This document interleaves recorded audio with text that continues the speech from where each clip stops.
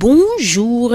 Plusieurs sujets constituent le menu des journaux parus ce jeudi 5 décembre 2019. À la une de Réumi Quotidien, l'on nous fait part du carton jaune du tribunal à Cheikhouna Gueye et compagnie, condamnés mais libres dans l'affaire des enfants enchaînés à Ndiagne. En effet, renseigne Réumi, le juge du tribunal de grande instance de Louga a condamné le marabout et ses co-prévenus à 2 ans de prison avec sursis, rappelant que le procureur avait requis 2 ans de prison dont 2 mois fermes. Et ce journal de nous apprendre qu'un imposant dispositif sécuritaire a été déployé entre Louga, Ndiagne et Guet-Ardo, les 3 localités concernées, pour éviter des débordements incontrôlés. Des médiations souterraines étaient menées pour aboutir à un verdict d'apaisement après la lourde tension de la semaine dernière, signale ce journal, qui se penche dans sa rubrique Au-delà des faits à travers la plume d'Assane Samb sur l'exploitation des enfants qui constitue aujourd'hui un fonds de commerce. Analyse à lire à la page 4 de ce journal. Et à la page 3 du même quotidien, l'on informe que conformément au réquisitoire introductif du parquet, Guy Marius Sagna et compagnie ont été placés sous mandat de dépôt. Seul Souleymane Djim a bénéficié d'une liberté provisoire, nous apprend Réumi Quotidien, qui indique qu'un des co-détenus de Guy Marius Sagna est dans un état critique. Guy Marius à Rebeuss, le marat tortionnaire libre, titre par conséquent la Tribune, où Seydi Gassama, se prononçant sur le verdict du tribunal de Louga, parle d'un avertissement. Guy Marius et compagnie sont écroués à Rebeuss pour rébellion et participation à une manifestation interdite, renseigne pour sa part l'AS. Dr Babacar Diop est lui en grève de la faim totale, si on en croit ce quotidien, qui nous apprend aussi que le procureur a oublié d'invoquer l'article 139 du Code de procédure pénale qui justifie les mandats de dépôt. Il s'est fait couvrir par Samba Sall qui a distribué des mandats de dépôt à tous sauf à Souleymane Djim, fils d'un ancien diplomate. Une attitude qui a révulsé les conseils des prévenus. Pour eux, non seulement le motif de leur inculpation est fallacieux, mais rien ne justifie l'incarcération de jeunes étudiants et d'un professeur régulièrement domicilié, selon ce journal, où le Sud-Est ESR exige la libération de Dr Babacar Diop. Ces enseignants du supérieur veulent que leurs collègues soient purement et simplement relaxés car sa détention est en contradiction avec les dispositions de la Constitution qui consacrent le droit à la manifestation, nous apprend l'AS, qui signale que le SAES également exige la libération du Dr Babacar Diop. Au même moment, Libération signale un scandale sur la petite côte relativement à Noël en Teranga pour les enfants. En effet, révèle ce journal, SOS Gazelle distribuait des produits périmés. Ce journal évoque aussi un autre scandale, cette fois-ci dans un marché pour la construction de châteaux d'eau. Libération note à sa une que des PV étaient falsifiés pour voler 550 millions de francs CFA. L'ancien ministre d'État Habib Sy, pendant ce temps, est à la barre pour une dette de 26 millions de francs CFA contractée en 2012 dans l'achat d'une Mercedes, nous apprend Source A. Dans ce même journal, l'État sert une mise en demeure à la SDE, condamnant ainsi les actes de sabotage destinés à perturber la distribution de l'eau. Le Témoin quotidien en déduit que l'État déclare la guerre à la SDE.